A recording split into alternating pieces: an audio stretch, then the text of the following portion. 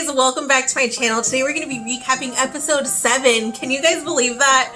That we're going to be recapping episode 7 of The Real Housewives of Beverly Hills, and I decided to do Erika's look from last night's episode. She was pretty much the only one who had any kind of glam happening. It was a pretty like low-key relaxed setting for the ladies, so they really didn't go all in with their makeup, but I really love how this came out. Actually, it's just a really pretty like easy breezy rosy bronze look, and I had a lot of fun filming this for you, and I hope you guys enjoy. Like always, make sure you pour yourself a glass and grab yourself some popcorn, and let's talk about it. And just a quick reminder, I don't follow the ladies in real time, meaning that I'm only going to be talking about what happened in last night's episode because that's all I know, and I hope you guys enjoy. Let's get into it. So today's going to be all about the rose tones, and Erika pretty much has the same colors on her eyelids and her cheeks, and so the color that I'm going to be using the most today, I think, is going to be this NARS Orgasm Blush. I just think it's like the perfect peachy tone. It does have a little bit of like a gold in there too, which is so pretty and perfect for summer. So I'm going to be dipping into that, I think, a lot. And then I do have this Sweet Talk palette by ColourPop as kind of a security blanket just in case I need to dip into any of these shades here, which aren't they all so pretty?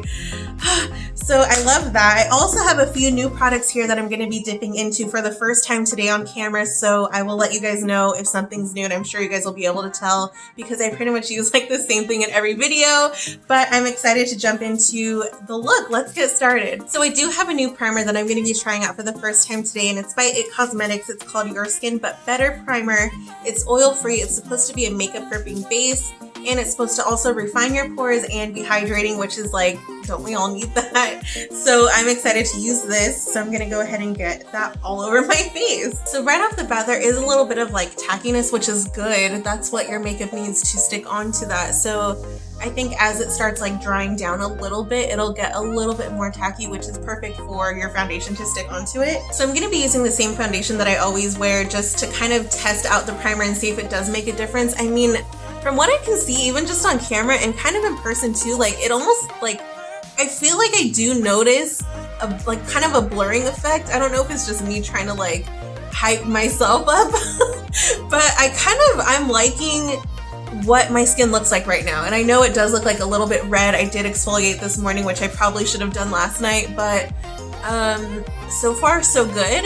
It doesn't feel weird. It does definitely, as it's drying down some more, it feels tackier, but in a good way. It's not like a sticky, heavy feeling. Does my skin look dewier than normal? Like, I'm really liking that because my skin does tend to be dry. I feel like this is definitely a result of the primer because I don't feel like my skin typically looks glowy after I put my foundation on. Usually it's pretty like mattified, not too much, but it's definitely not dewy like this. So this is what my skin is looking like after concealer, and I have to say it's still pretty dewy. I feel like everything blended in really easily today. Okay, so the primer kind of got me off track, but let's go ahead and talk about the episode. So it starts off and everybody is meeting up at Kyle's house to go to the Santa Barbara like getaway. So she's having everybody meet there, and Dorit gets there first, and so they kind of have a conversation on her couch, and Kyle's talking about how, yeah, I'm really tired of how everything has been so stupid and petty lately. Like, why is she talking to Dorit like this? Like, she's the one who kind of has made everything stupid and petty. So I don't know why she's trying to like flip things around, or it came off weird, and it kind of seemed like she was kind of like blaming the group for things being stupid and petty and not really saying like, I'm sorry for being petty, basically. So I don't know what Kyle's angle is here. Like, she just can't own what she's been doing, and like, you guys, like every episode it's like always her having a meltdown. So let's hope that today we can finally like relax. Like, hopefully Kyle, like, she's going to the house that she picked out and she's hosting this event, so let's hope that she actually is on her best behavior this time, because I'm so tired of talking about Kyle and all of her meltdowns. Like, girl, grow up. I'm gonna be setting my face with my usual powder. It's the Becca Hydra Mist Set and Refresh powder, and I'm just gonna kind of press the powder in really lightly underneath my eyes. I have like the smallest amount, but just to kind of like make sure stuff sets. Dorit brings up like the couples therapy thing again, and she's basically just saying like, just admit that you have a closer relationship with Teddy, and once like, I think she just needs Kyle to admit that, and then she can move on, because now it just seems like she's getting stuck on that, which isn't the important part here. Like, the more like important thing is to call Kyle out on her behavior and not so much her relationship with Teddy. Yes, it may be like a little strange or whatever, and they are closer than everybody else in the group, which is weird that they can't admit that. But now it's becoming a thing about a thing. So they just need to kind of drop that and address Kyle and confront her about her behavior, I think. That's what I would do if I was like part of the group. I would be like, okay, your relationship with Teddy has no like weight on this situation now. Now it's you and your behavior. Teddy is not even a part of this anymore because Teddy, as we know, has been quiet like this entire time. So the one that's making the most noise and causing the most problems and the most drama for everybody has been Kyle. The whole group is kind of like affected now, and like she's just creating like this tidal wave, and everybody is getting like some kind of like motion from it now. So it's Kyle's issue, and she's the one who needs to stop being petty. So then they kind of cut away from their conversation and they show Garcelle across town, and she's meeting up with her sons before she has to basically leave.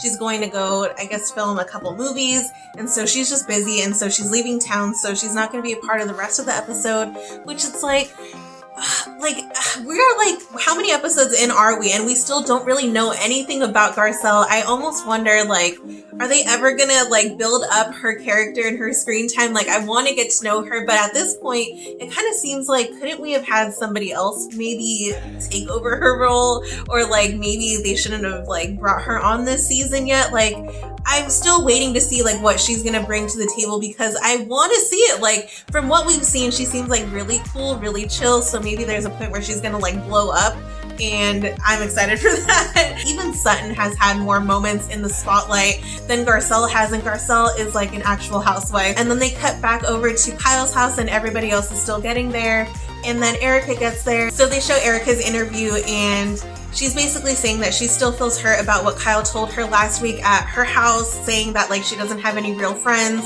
And even though she's still hurt, she said that she's not going to throw away a friendship over one bad night, but that there are only so many bad nights that she's going to tolerate, which good. Like, that's how everybody should be. I mean, there are some people who throw away friendships like right away, and I guess like it just depends. Like, once you see a pattern happen, then it's like, okay, you don't need that toxic behavior in your life. But after one bad night, I guess, like, and there was alcohol involved, so giving Kyle the benefit of the doubt, like, let's hope that she gets better from here on out. Before I go in with eyes, I do have a new facial spray that I'm going to be using, and this is actually from Trader Joe's, and it's the Watermelon Facial Mist, and I've been using it the last couple of days. I just went there, and I feel like I'm going to be using it interchangeably with my Mario Badescu Rose Water Spray.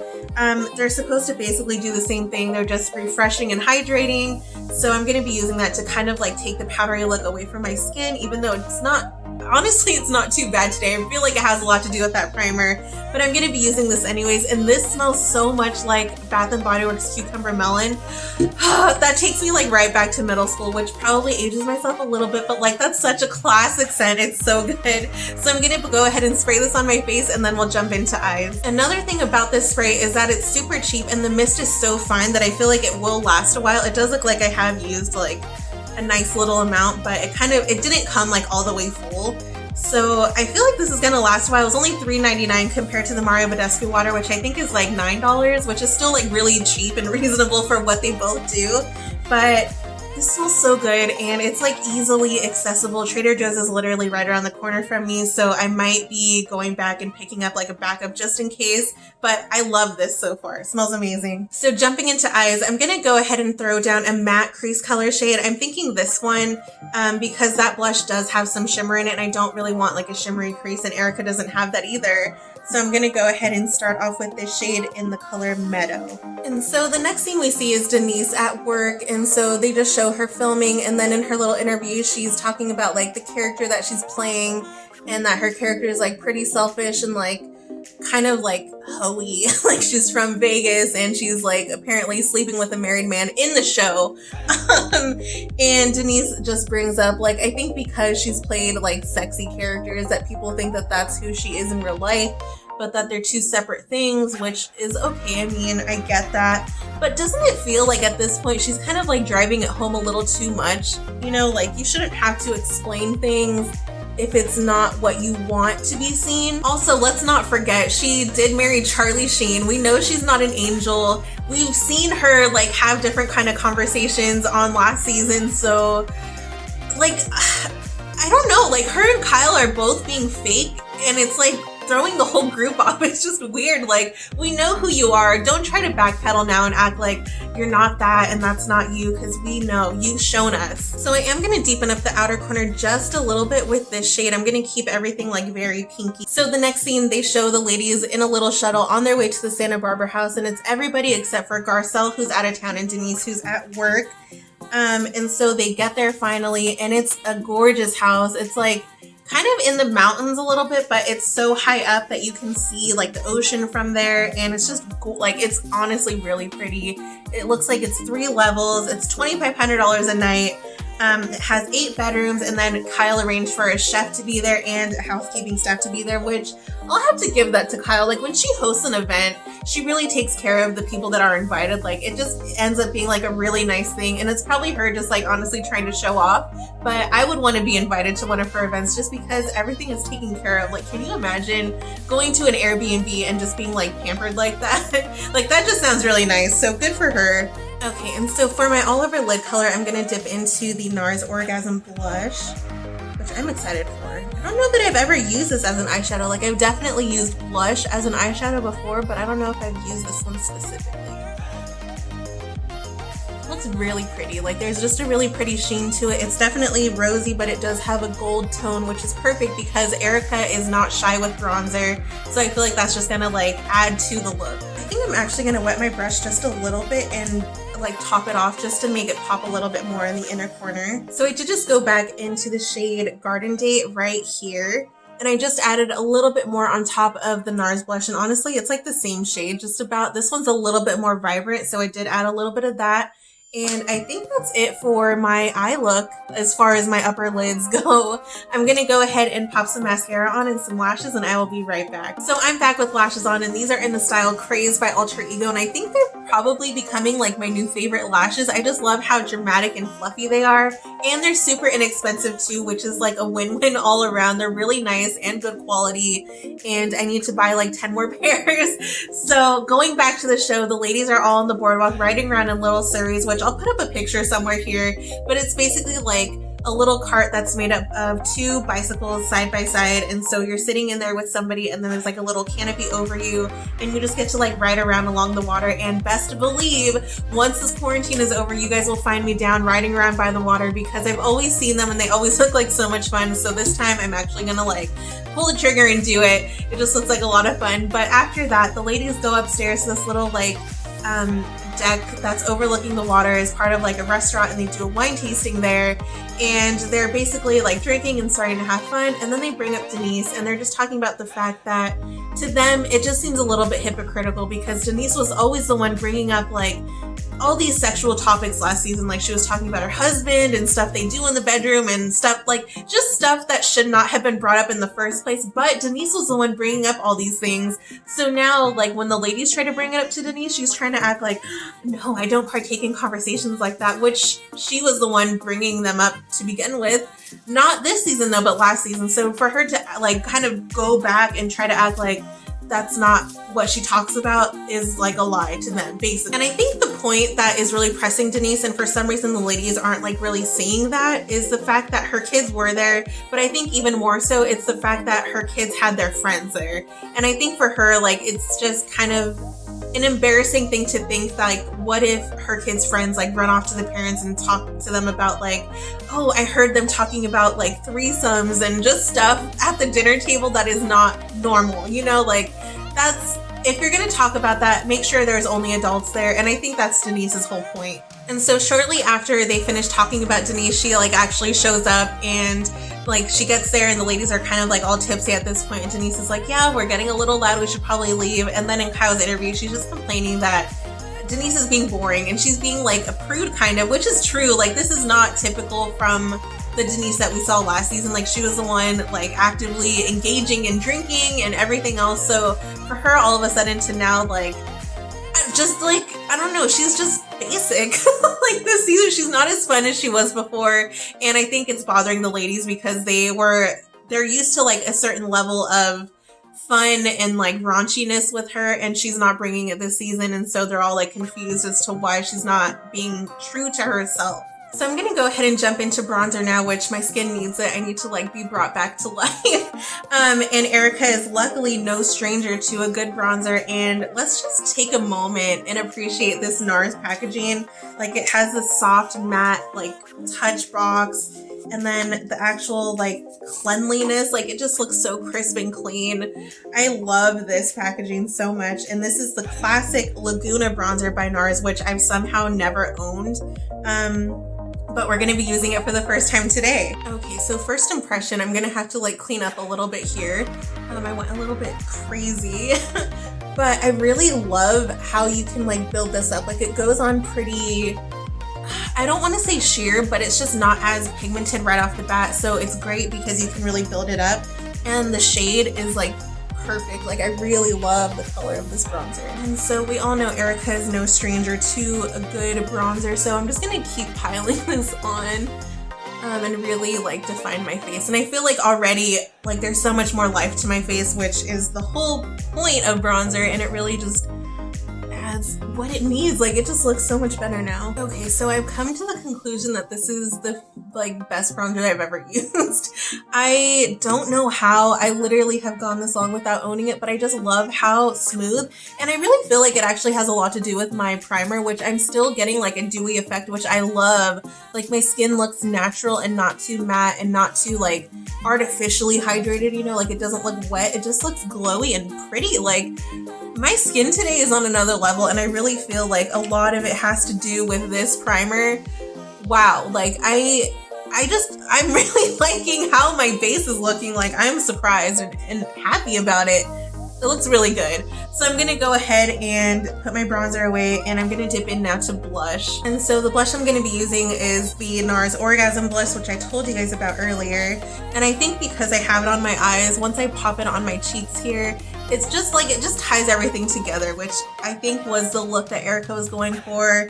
And it just looks really pretty when you put everything together. I love that. So it's later on in the evening, and all the ladies are back at the Santa Barbara house, and they all head downstairs where they have like a pretty table set up outside, and it's just really nice. They have a private chef cooking for them. Like, honestly, I'm like jealous. It just looks like a nice time. But they're all there, and they're all dressed up kind of like, they're pretty low-key as far as their glam goes, which is why I ended up picking Erika's look.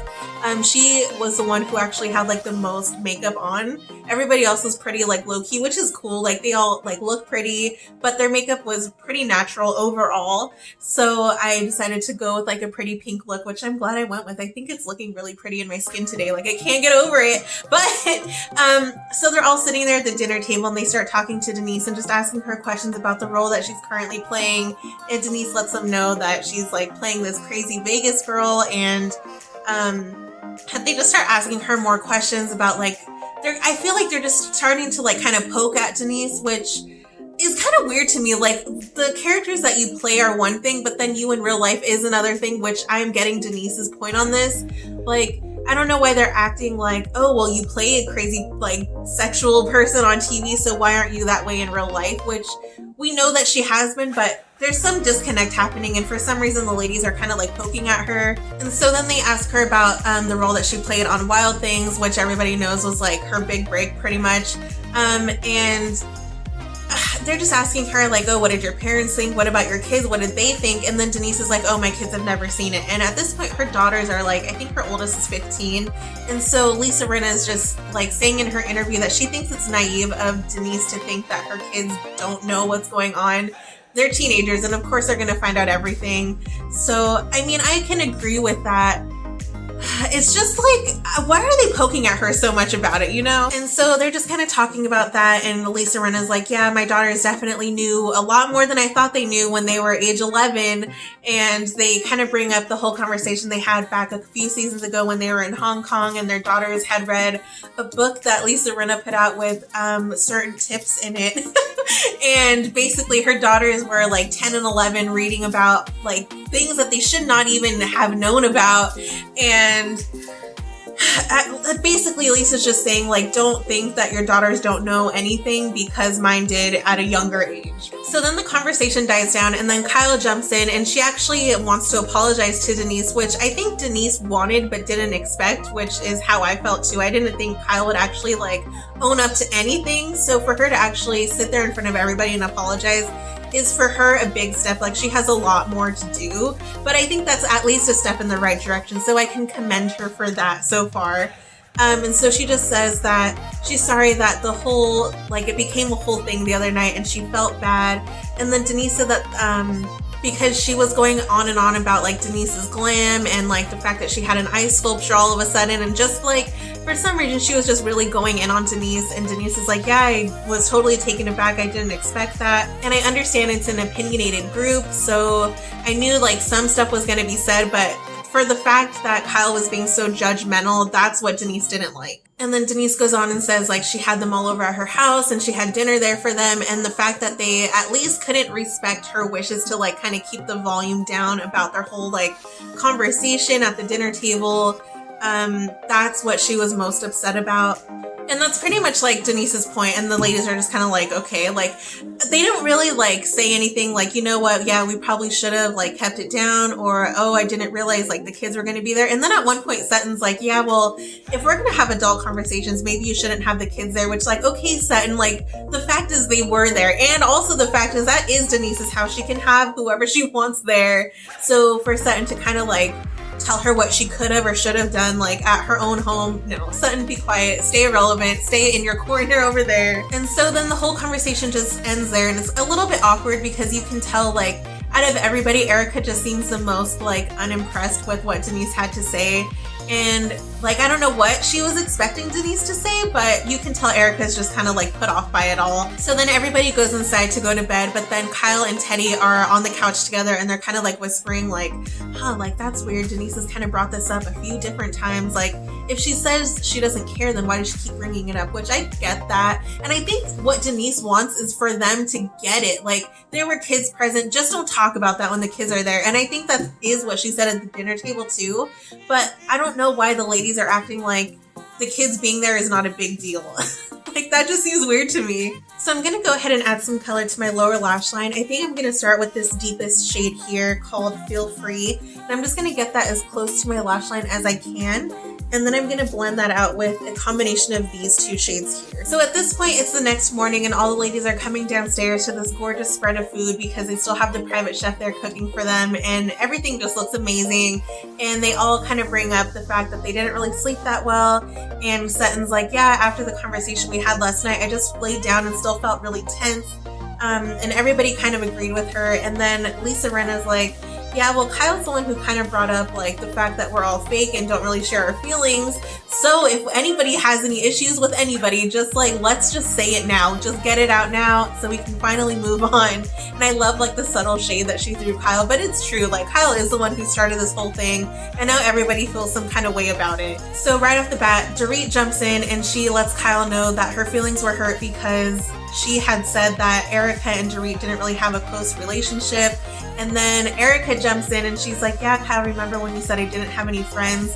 And so like if Kyle felt attacked before, like she's actually, I mean, not that they're attacking her, but they actually have valid points to bring up to her because Kyle's the one who kind of like pushed buttons on both of them. And so now like all of a sudden Kyle's like getting defensive right away, and you can just kind of tell like this isn't what she wanted, and she's kind of like, here we go again in her head, I'm sure, because she's been feeling attacked for some reason, even though she's the one literally attacking the whole group. And so then Kyle's like, yeah, well, when you're upset, sometimes you say things you don't mean. And so that's kind of like her half-ass apology that Denise had talked about a few episodes ago. Like Kyle just can't really own up to what she has done, and I think it's just getting to the point where everybody's just annoyed because Kyle can do and say whatever she wants, but then when it comes to her actually addressing people's feelings, like she can't do it. Like, she's not capable of that. And it's strange because I don't feel like Kyle has always been this way. Like, for some reason there's been a switch this season, and I still, like, my theory is it has something to do with Lisa Vanderpump not being there, but that's for another day. I don't know, maybe that is what it is, maybe not. And Erika is like, okay, well, I was agreeing with Dorit that night because you were, like, it was just adding on to the point where you and Teddy are a package deal.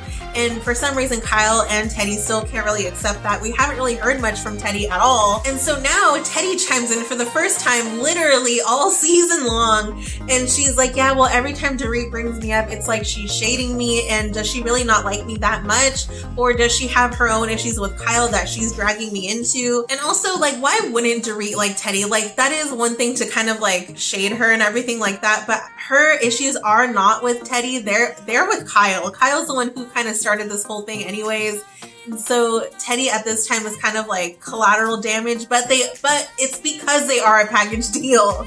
And so do you guys remember the whole issue with like the dog last season? Like, that was Teddy literally coming at Dorit for no reason. So I wouldn't blame Dorit for actually not liking Teddy at all. Like, why would she? And so Dorit says that her issue is not with Teddy. It's because, like, her issue is just the observation of their friendship. And I think Dorit's main point is she just wants Kyle to admit that they're closer than they're like letting on. For some reason, everybody knows that they're close, but for some reason they can't admit that they're closer, which is like, who cares? Like, at this point, who cares if they say it or if they don't? We know what it is and we've all seen it.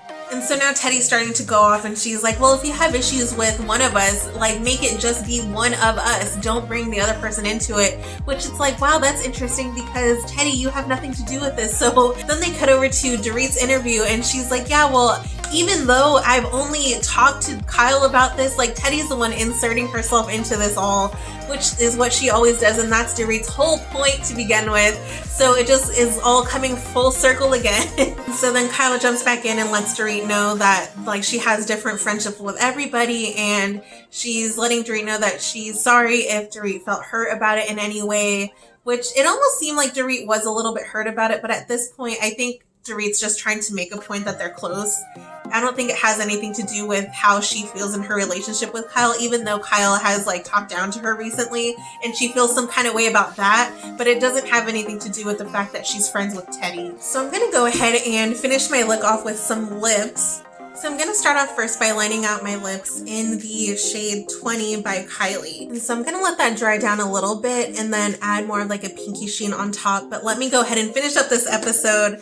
So their little conversation finishes up and then Lisa Rinna jumps in and she lets Denise know that she just feels uncomfortable with how the conversation at dinner ended last night. And she feels like Denise is using the kids kind of to make the whole group feel bad. And then she lets Denise know that, like, with everything she's brought up in the past, it just seems contradictory now to act like she's not one to partake in conversations like that.